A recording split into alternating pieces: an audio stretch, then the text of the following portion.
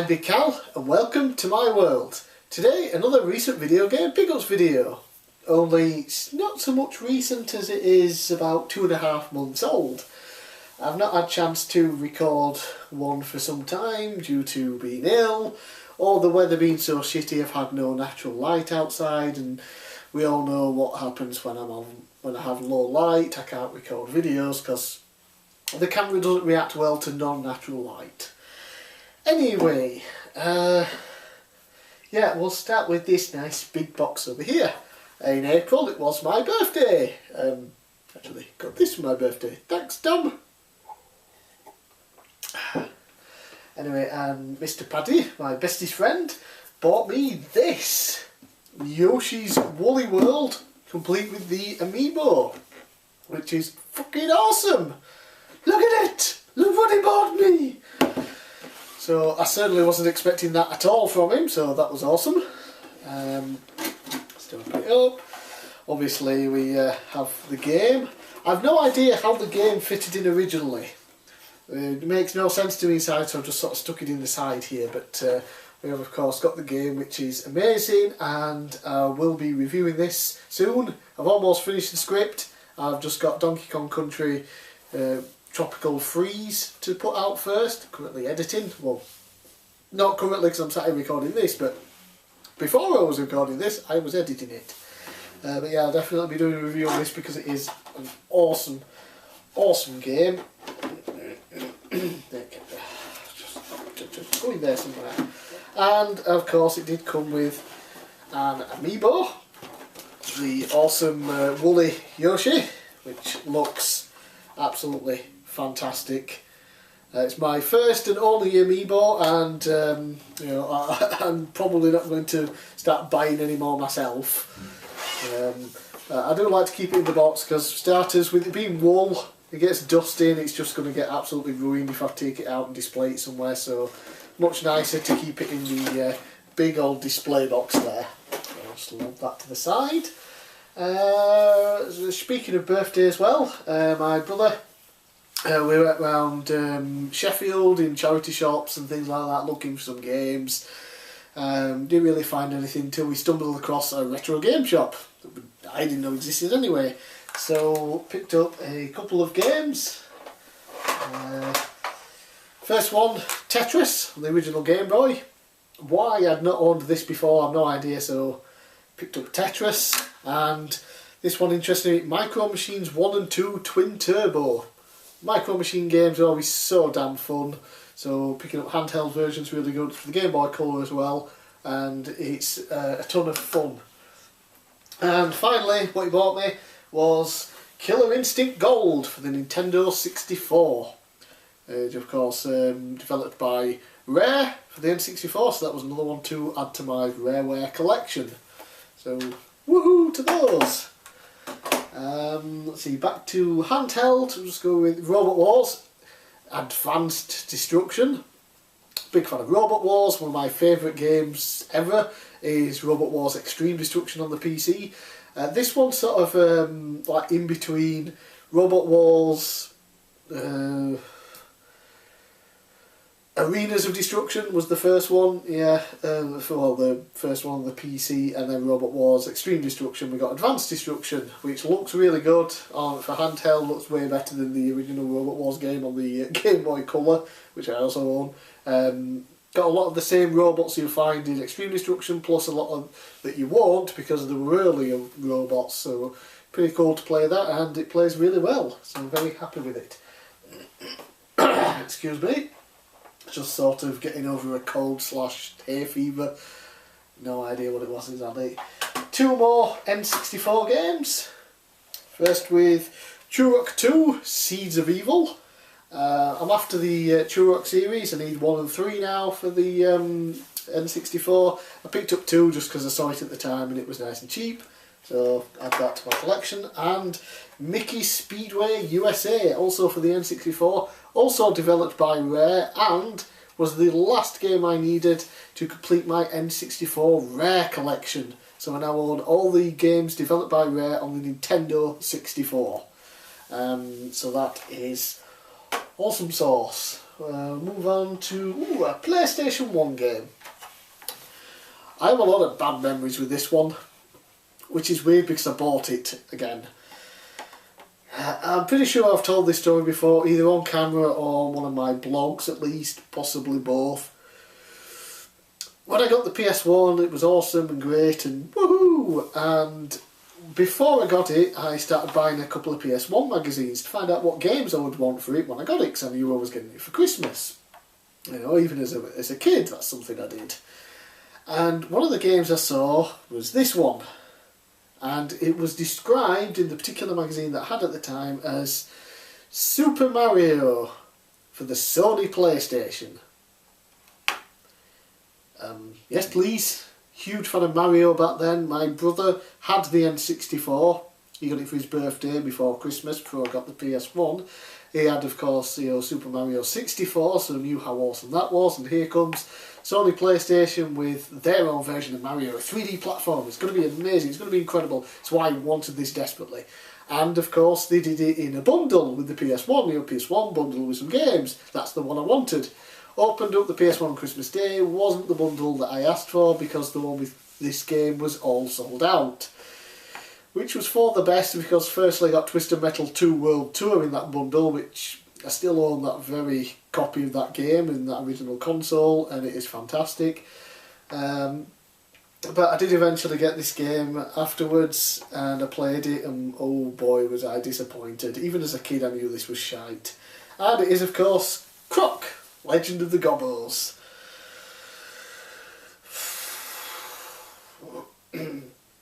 Yeah, I didn't like it as a kid, but I picked it up again to see.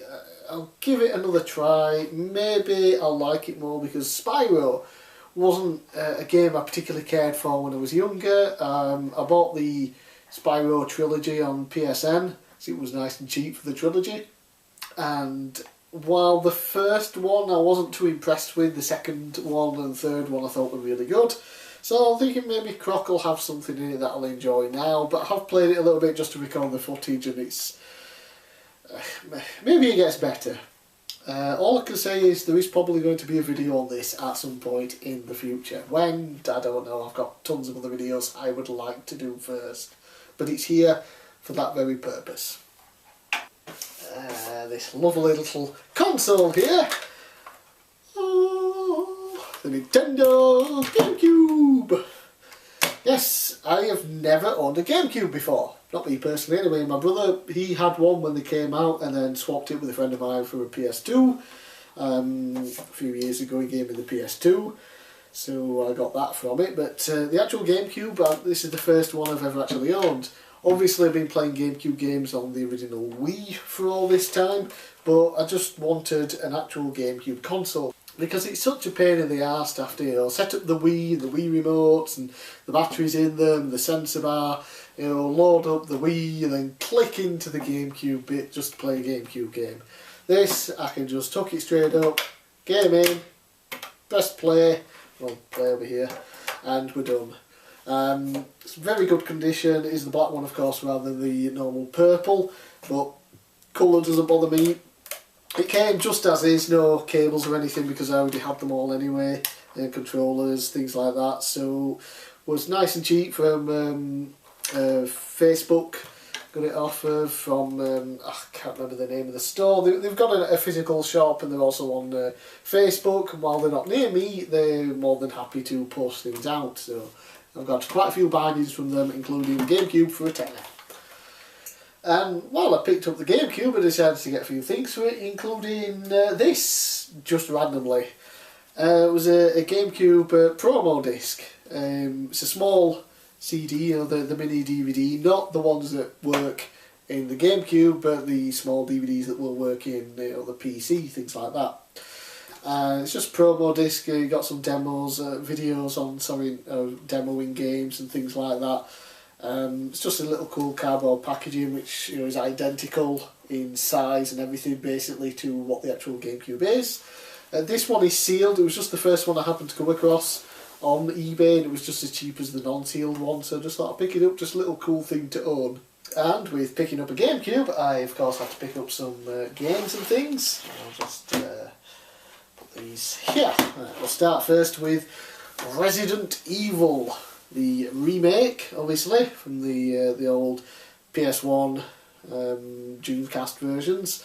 This one comes on 2 discs for the old GameCube there. Got this nice and cheaply on the old eBay. The only thing is the case is a little cracked over here, and it's not one that I can simply replace with another GameCube game that's not as good because it's a double disc case, but aside from that it's fantastic and it plays well.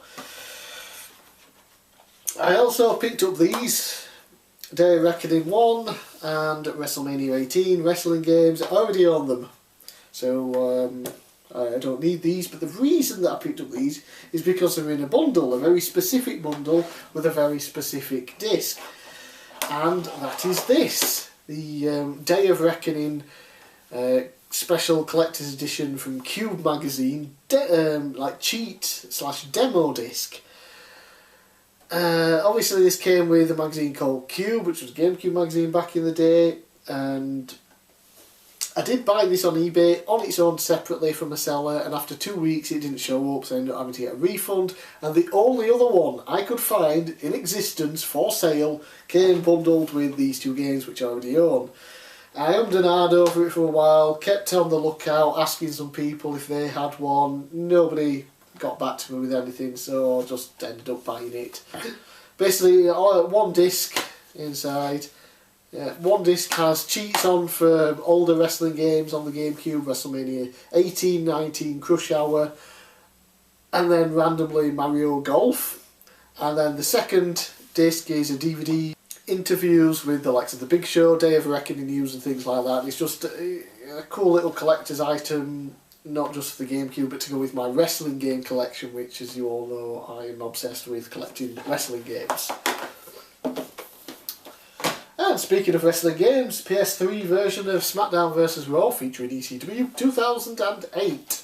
I already own the PS2 version, but I thought I'll get it for the PS3 since I own all the other SmackDown vs Raw games on the PS3 as well. It's basically just the same game but with better graphics, and it's still shit. But it was cheap. And speaking of cheap games, got some more from the exchange shop. I got Dynasty Warriors 2 on the PS2. I've never actually played the Dynasty Warriors series. I'm interested in playing Hyrule Warriors on the Wii U, but I'm not around to actually buying it yet, and I just figured, hey, this was cheap. I think it was only like 50p. It's cheap. I've never played this series before. I'll pick it up and just give it a go. So that's what that is. I've not yet played it, so any footage that will be on the screen at the moment will come afterwards when I record it for the video. Also picked up Devil May Cry. Always hear good things about this series. You know, it's kind of, I think it's sort of more like a Bayonetta game from back in the day. I think, is it kind of like that gameplay? Again, I'm not too sure, I've not played this series before, but again, it's 150 for it. So I picked it up, and again, any gameplay footage that you see will be for me playing it afterwards. And finally for the Wii here, I got from the exchange shop, is Boom Blocks. This is a surprisingly fun and addictive game. It's from Steven Spielberg and EA. Steven Spielberg had a hand in this. And it's just some weird, crazy party game, multiplayer thing. You can also play single player. It's just an absolute ton of fun. I've not played this one yet to check that it works, but I have played it in the past when my Wii was modded and I downloaded it. So happy to finally add that into my collection. And finally now for the Wii U is Splatoon. I finally bought Splatoon. It was only like £17 on Amazon for a while back. So I just had to pick it up because it's a game I've really been wanting to play for a while. Basically ever since they did those like couple of day trial things for it where you could play for free for like an hour at a time before it was released. The what were they called?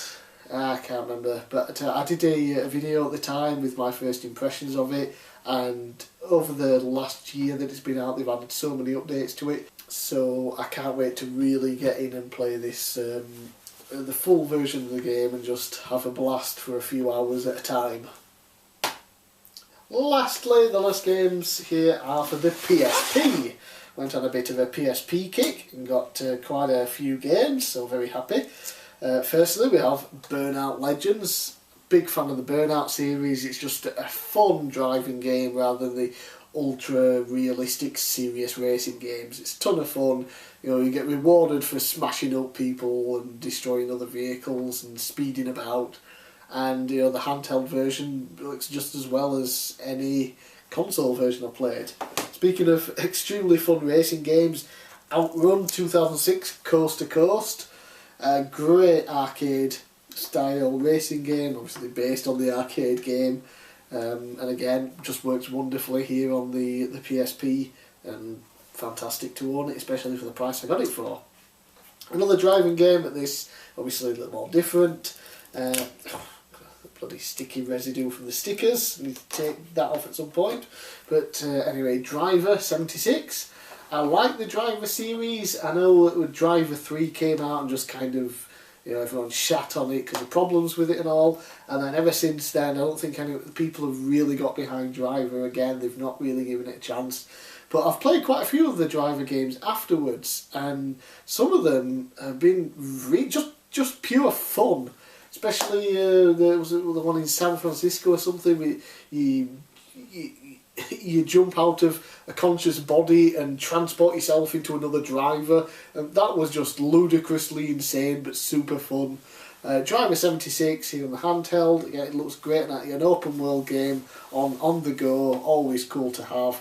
And like I said, I'm a fan of the Driver series, even if it kind of died off since Driver 2 and not many people cared about it afterwards. But they still keep making games, so maybe enough people do. One of my all-time favourite Wii games was obviously the Wii version of Star Wars The Force Unleashed. So I decided to pick it up for the PSP. And from just a little bit I played just to test the game, it plays roughly the same as the console versions. I'm not entirely sure, just based on what I read in the manual, you might be limited with the force powers. There's not as many, at least maybe with the upgrades, maybe you get more, I don't know, if it just tells you them all in the manual and therefore there's not that many. But, the story's the same, it looks, like the same game, just obviously on a handheld, and there are even a few, I think they're exclusive missions just for this version. Or maybe they're on the DS as well, but you get to do things like play as Anakin and hunt down Count Dooku, which definitely wasn't in the other versions. So really cool to own. And another Star Wars game, Star Wars Lethal Alliance. I guess an action adventure game, I suppose you describe it. And believe it or not, this is the plot for Star Wars Rogue One. Only of course now this one will be no longer accepted because the story will be completely different for the film. This is just a game, but basically you lead a team and you are going after the plans for the Death Star. So that's one I can't wait to get into as well. Dragon Ball Z Shin Budokai 2, or Dragon Ball Z Shin Budokai Another Road, I believe it's called outside of the UK or Europe. Sequel to the first game, obviously. The first game I really liked. It was simple with its controls. The story mode was interesting. This one again has another crazy story mode where you future Trunks, you're in his timeline, and Majin Buu is about to be resurrected. So there's a whole time travel, bringing people from the past to help in the future and things like that. But they kind of fucked it up with the story mode, because while the first one was basic, we just had level, and then you'd have like little lines, and you'd just choose the next level. You'd have branching paths, you could unlock extra missions, things like that. That's here, but in order, you don't just go into it and start a fight. It's like a 3D world where you're flying about and there's enemies just like shooting energy blasts at cities, and you have to get to them and fight them before the city's health goes below a certain number. But you fly so fucking slow. By the time you get to someone just in front of you, it's already at like 70%, and you're supposed to not let it drop below like 60 or something. And then when you've got multiple characters on the screen, you have to just keep battling them over and over again and moving between them. It's just fuck off. They just ruined that bit for me. If they just stuck with the basic, story mode and fight to fight to fight and none of this flying around a 3D environment, it would have been fine. It would have been great. I would have enjoyed it. But as such, it's just really hard for me to play because the stuff in between the fighting is so terrible.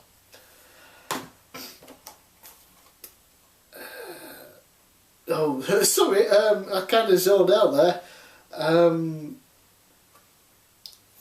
What? Yeah, sorry.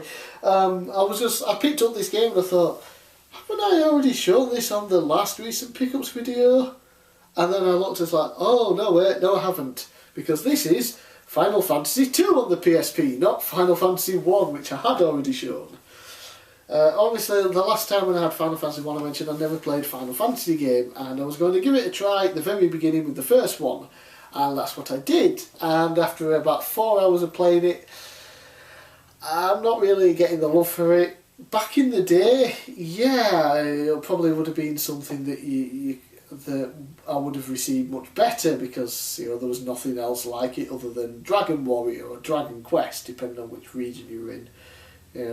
But now looking when you play it back, it's kind of definitely lots of issues there. But there was enough good in it that made me think they can definitely do better with this. So I'm going to definitely assume that it gets better as the series goes on. At least in the 2D ones anyway. I'm avoiding the 3D ones for now. I'm trying these ones out and that's that. So I picked up the second one, the sequel. Hopefully it'll fix some of the problems that I had in the first one. Hopefully it's more interesting. As the first one, I don't really know what the story is. Apparently we're 4 legendary warriors and we're going to collect some sort of light or something. I don't know. And half the time I have no idea where I'm going. It's like, oh, okay, I've done a mission or a quest or whatever for the king and given him an item, and now what do I do, sort of thing. It's just like, okay, where do I go now?